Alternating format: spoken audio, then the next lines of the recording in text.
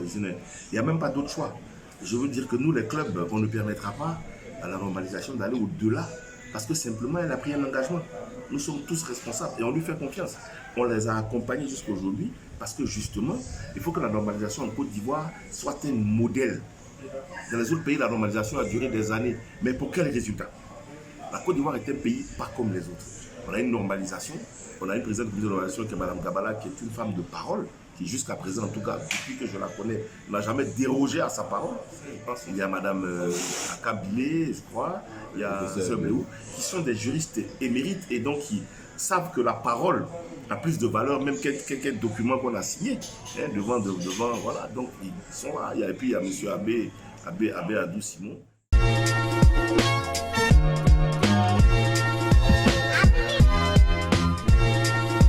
Je l'ai dit depuis le mois de janvier et je ne me dédie pas. J'ai confiance au comité de normalisation parce qu'ils sont venus. Ils ont clairement, je dirais, indiqué depuis quelque temps, en tout cas, un programme. Lors de la dernière assemblée générale du 18 septembre, la présidente Mme Dao Gabala nous a décliné, je dirais, le calendrier.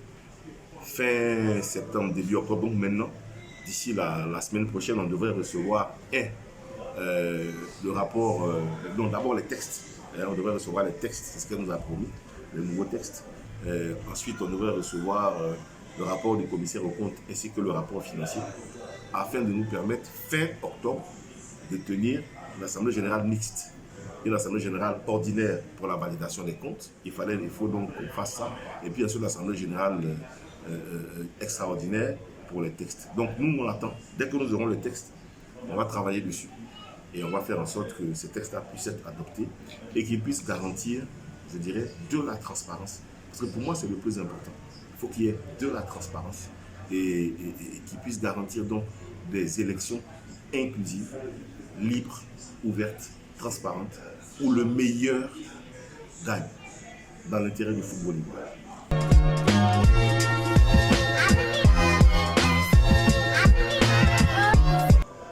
Le scénario de Rabat, des arrangements, pour l'instant, en tout cas, je pense que le processus est engagé. Nous attendons simplement de finir les textes. Nous attendons simplement que le comité de normalisation lance les convocations pour l'Assemblée générale élective. À ce moment-là, d'abord, nous saurons qui est candidat ou qui ne l'est pas. Mais pour l'heure, à l'heure où je vous parle, là, moi, je n'ai aucune information de cette nature. Et c'est pour ça qu'avec mon équipe, avec mon staff, les appelle la team lead, avec mon staff, nous travaillons au quotidien à expliquer notre vision, notre démarche, nos projets et nos objectifs.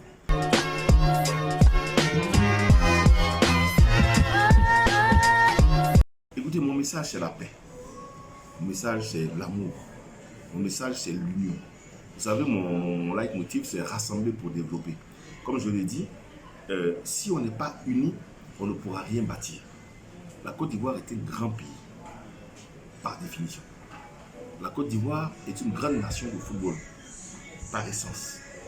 Mais pour pouvoir valoriser nos capacités et nos compétences, il faut qu'on pacifie complètement l'environnement. Une fois qu'on l'a pacifié, qu'on aille aux élections.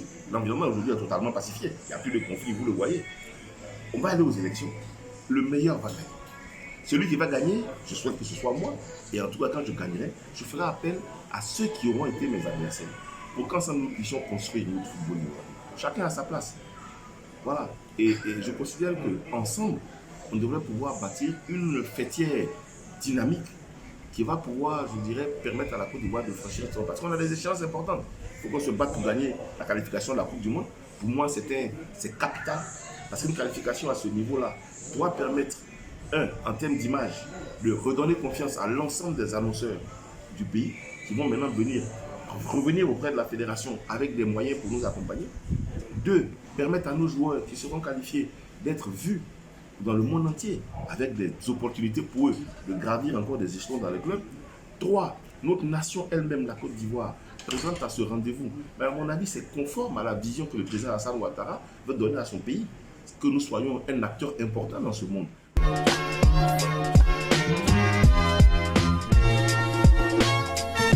Nous devons pouvoir jouer notre rôle aux côtés du président de la République pour tous les efforts qu'il fait. Et puis enfin, au plan financier et économique, il y a des moyens qui vont rentrer pour pouvoir irriguer tout l'écosystème afin de permettre donc au club, parce que le football local est pour moi en tout cas la priorité des priorités sur les prochaines années, doit pouvoir bénéficier de bonnes conditions pour pouvoir se développer. Donc de mon point de vue, ça c'est le premier objectif. Mais l'autre enjeu derrière, nous avons une CAN que nous organisons en 2023, il ne faut pas l'oublier. Là encore, le président de la République et le gouvernement ont mis beaucoup de moyens pour faire des infrastructures énormes. Donc il faut faire en sorte que nous soyons le mieux placés possible au cours de cette compétition.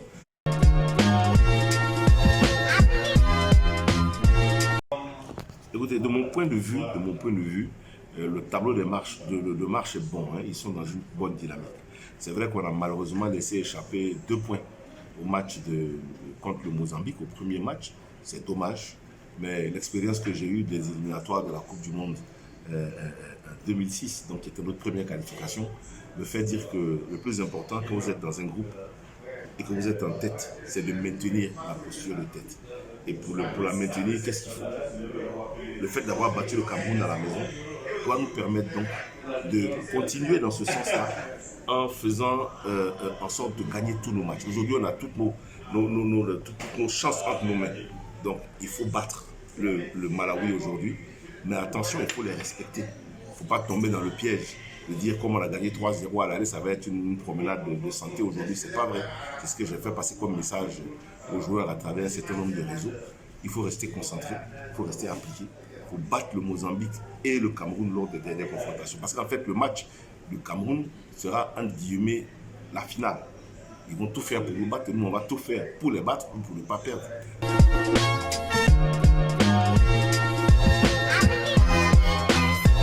Là-dessus, il y a deux, comment on appelle, deux postures. Il y a la posture de l'émotion.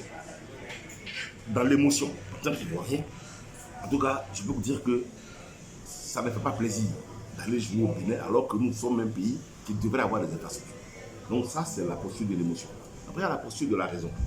Nous avons tous vu l'état de la pelouse de Ebimpe. On ne peut pas jouer sur cette pelouse. Donc, l'État ne permet pas. Ensuite, l'hypothèse de Yamoussoukro.